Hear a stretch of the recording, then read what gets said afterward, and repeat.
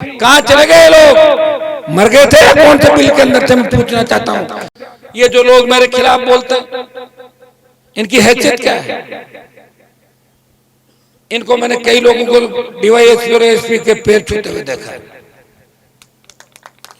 और मैं ही हूं वो 1998 के अंदर जब आया था तब हेड कांस्टेबल ज्ञापन लेने के लिए आता था। थानेदार मिलता नहीं था लोगों से। हनुमान बेनीवाल के संघर्ष का ही परिणाम है, संघर्ष का ही परिणाम है। नागौर को मजबूत किया, जाहिल को मजबूत किया, जवान को मजबूत किया और किसान कौम को मजबूत किया। अग्निपथ जब आया तो अग्निपथ सेना को ठेके पे दे दिया। न भारतीय जनता पार्टी बोली न कांग्रेस बोली, एक व्यक्ति लड़ता रहा। उसने कहा कि अग्निपथ को वापस लेना पड़ेगा मोदी जी। मैं किसान का बेटा हूं, मेरे घर के सामने स्टेडियम में मैं रैलियां देखता था। सेना के अंदर भर्ती का जज्बा था बच्चों का। मैं आता था लेट, बच्चे सड़क पे सो जाते थे, घर के अंदर भी व्यवस्था कर रहा था कुछ बच्चों की। बच्चे कहते साहब हम तो सो जाएंगे, सुबह 3 बजे दौड़े हमारी। कितना जज्बा कि मैं उनको पूछता था, बच्चों तुम क्यों जाना चाहते हो सेना के अंदर? कि साहब हमारी रेजिमेंट ने ये किया वो किया, हमारी रेजिमेंट का इतिहास है, हम दुश्मन से लड़ना चाहते हैं, हम मार देंगे, मर जाएंगे, मिट जाएंगे।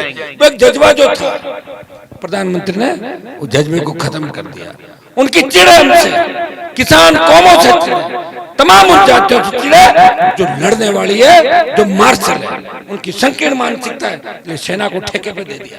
लेकिन इसका विरोध किसी ने नहीं किया। अगर देश में सेना को ठेके पे देने का विरोध किया तो आरएलपी पार्टी झंडे के साथ आई, लोकसभा और पार्टी मीटिंग में विरोध किया और जोधपुर में 2 लाख जवानों की रैली करके मोदी को चेतावनी दी, आ रहा हूं दिल्ली की तरफ, तैयार हो जाओ। पहले ये था तो अग्निवीर भर्ती होगा, वो 25% रखेंगे और 75% को वापिस भेजेंगे।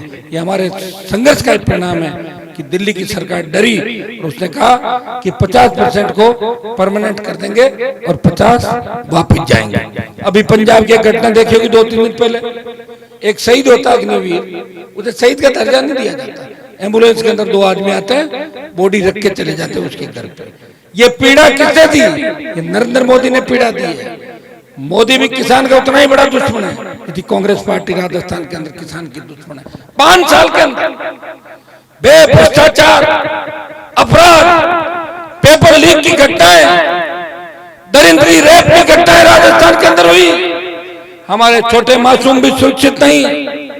घर से बच्चा 15 मिनट लेट हो जाए, माँ बाप चिंतित हो जाते हैं, मेरा बेटा स्कूल से क्यों नहीं आया? ऑटो वाले से बात करो, बस वाले से करो, कहां चला गया? इस पीड़ा के अंदर राजस्थान का हर व्यक्ति, हर किसान जी रहा है। कोई सुरक्षित नहीं। घर से कब जाए, वापिस आएगा कि नहीं आएगा, इसकी कोई गारंटी नहीं। ये अपराध किसने बढ़ाया राजस्थान के अंदर? सरकार किसकी थी? गहलोत, वसुंधरा। 98 से लेकर 23 तक जो गठबंधन राजस्थान के अंदर चला, मिला जुला का खेल चला, एक दूसरे को पनपाने का काम किया। और हमारे नेताओं की तो खेल गिनती नहीं आती। नागौर वाले नेताओं को तो कौन पूछता, आप भी जानते हो। उनका जो काम है वो तो कर ही रहे हैं अपना, क्योंकि उनके पेट में तो दाना कहां से है आप भी जानते हो। कहां नौकरी करके जो दाना आया था, जिसके पेट में जो दाना होता है वही दाना बोलता है। किसी व्यक्ति का अगर कोई ड्राइवर बहुत बड़ा आदमी बन जाए, लेकिन जब भी उसको मालिक सामने दिखता है तो ड्राइवर ये कहता है कि ये मेरे मालिक थे जमाने के अंदर, क्योंकि दाना राजा महाराजाओं के पेट में बोल रहा है और जिनके पेट में राजाओं का दाना बोल रहा है वो कभी किसान कौम की बात नहीं करेंगे। यहाँ जब हार्डकोर अपराधियों ने किसान के बेटों के सीनों पे गोलियां मारी थी, कहां चले गए लोग? मर गए थे कौन से बिल के अंदर से? मैं पूछना चाहता हूं। एक हनुमान बेनीवाल लड़ाई लड़ रहा था, मोदी को छोड़ दिया, वसुंधरा को भगा दिया और 1 रुपए की चंदे की रसीद नहीं काटी किसी के। कोई नहीं कह सकता कि कटोरे लेके घूम रहा हूं कहीं पे, अभी तक तो नहीं काटी। बिना पैसे के संसाधनों का भी, जैसा अनिल बारूपल हारा, आरएलपी पार्टी हार गई मेरी। पिछली बार हारने के और भी कारण थे।